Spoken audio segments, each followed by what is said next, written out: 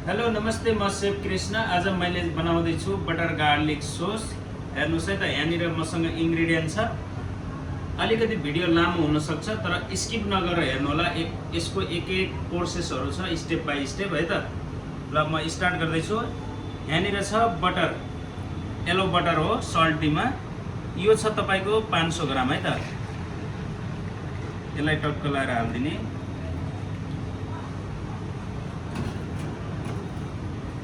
यो अब अलिकति तातो भइसकेपछि बटर गरम भइरहेको छ। अब यो गरम हुँदै गर्दाखेरि म तपाईहरुलाई केही कुराहरू बताउँदैछु।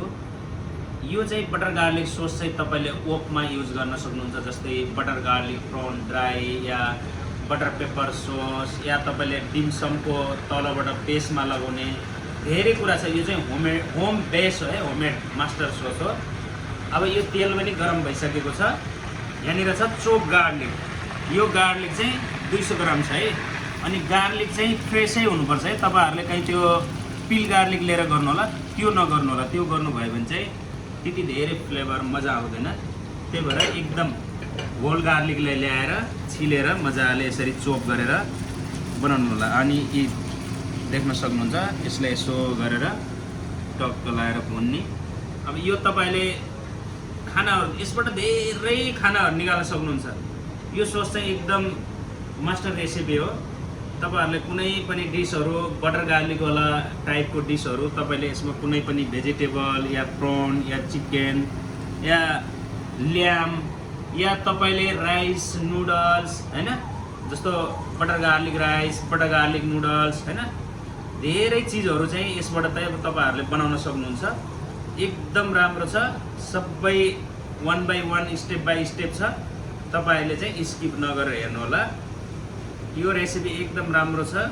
तपाईको डिमसममा पनि एकदम म्याचिङ गर्छ है। यो बनाएर खाएर हेर्नु होला। मजा आएन भने मलाई कमेन्टमा पुरै जे भन्नु छ भन्नु होला। तर म तपाईहरुलाई यो सर्ट दिन्छु कि 100% एकदम राम्रो हुन्छ है। अब यो यति हालिसकेपछि यो फ्रेस रेड चिल्ली छ, यो 30 ग्राम छ। यसलाई पनि हालेर भुनिदिने।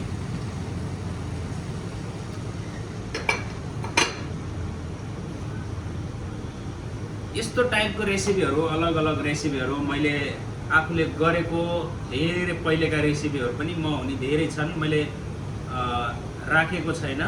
तपाईहरुले चाहिँ युट्युबमा हेर्नु होला। पछि मेरो अलग अलग रेसिपीहरूको भिडियो पनि आइराख्छ। तपाईहरुले सब्स्क्राइब गर्नु भएको छैन भने सब्स्क्राइब पनि गर्नु होला। अब यस्तो रेसिपीको नोटिफिकेसन आउँछ, तपाईले चाहिँ त्यो एउटा बेल आइकन हुन्छ, त्यसलाई पनि दबाउनु होला हैन। देख्न सक्नुहुन्छ, यसलाई भुन्नु पर्छ है, हल्का ब्राउन गर्नुपर्छ। देख्न सक्नुहुन्छ एकदम मजाले पाकिरहेछ। यो धेरै दामी हुन्छ। तपाईहरुले धेरै खानाहरू निकाल्न सक्नुहुन्छ है सेफहरू। यो तपाईहरु नयाँ भाइहरू कोही सिक्दै हुनुहुन्छ, तपाईहरुले चाहिँ एकदम राम्रो काम आउँछ है। यो नोट गरेर राखिहाल्नु होला अनि गएर ट्राई गरिहाल्नु होला। यसबाट अलग अलग खानाहरूको डिस बनाएको पनि मैले देखाइदिन्छु बादमा। तपाईहरुले अब स्टेप बाई स्टेप हेर्दै जानुभयो भने अलग अलग खानाहरू, अब यसबाट नुडल कसरी बनाउने, यसबाट प्रन कसरी बनाउने, यसबाट डिमसम कसरी बनाउने हैन, यसबाट राइस कसरी बनाउने, यो अलग अलग तपाईहरुलाई चाहिँ बादमा रेसिपी पनि म देखाइदिने छु, अलग अलग डिसका है त। यो चाहिँ मेन बेस हो है।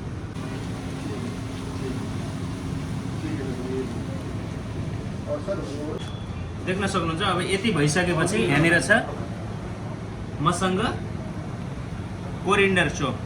यसलाई पनि हालिदिने। अब यसलाई हालिसकेपछि एकछिन यसलाई पनि घुमाइदिने मजाले है। पाकेको हुनुपर्छ है यो।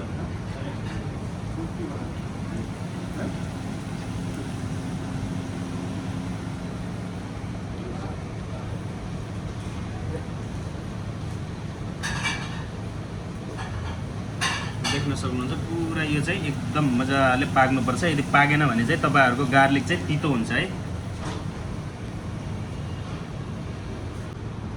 यो कोरिएन्डर चाहिँ 90 ग्राम छ है। 90 ग्राम कोरिएन्डर हालेको छ। अब यो भुनेर चाहिँ रेडी भइसकेको छ। अब यसमा चाहिँ यहाँनिर छ किकुमेन सोया 50 ग्राम छ। टक्क लगाएर क्युकुमिन सोया हालिदिने। अनि अन्दासी छ 50 ग्राम, यसलाई पनि हालिदिने। अनि 25 ग्राम छ ब्ल्याक पेपर, यसलाई पनि हालिदिने। अनि तोगा राशि छ 10 ग्राम, यसलाई पनि हालिदिने। अब यो सबै हालेपछि यसलाई चाहिँ टक्क लाएर देख्न सक्नुहुन्छ यस्तो गरेर मजाले हिलाइदिने। अब यो भइसकेको छ लगभग रेडी, देख्न सक्नुहुन्छ एकदम राम्रो हुन्छ, अमेजिङ हुन्छ, देख्न सक्नुहुन्छ। अब यो रेडी भइसकेको छ बटर गार्लिक सस, देख्न सक्नुहुन्छ यहाँनिर एकदम। अब यो जेमा हालेर तपाईँले दिँदा पनि हुन्छ है, एकदम है मस्त हुन्छ। यही हो तपाईँहरूले बनाउने प्रोसेस सबै यही हो। यदि तपाईँहरूलाई यो रेसिपी चाहियो भने नोट गरेर तपाईँहरूले राख्नु होला र मन पर्यो भने लाइक सेयर कमेन्ट गरिदिनु होला। र तपाईँहरूले युट्युबमा सब्सक्राइब गर्नुभएको छैन भने सब्सक्राइब गर्नु होला, नयाँ हुनुहुन्छ भने। अब पुरानो हुनुहुन्छ भने यसो सपोर्टको लागि भए पनि सेयर गरिदिनु होला फेसबुक पेजहरूमा है त। Thank you so much, by by.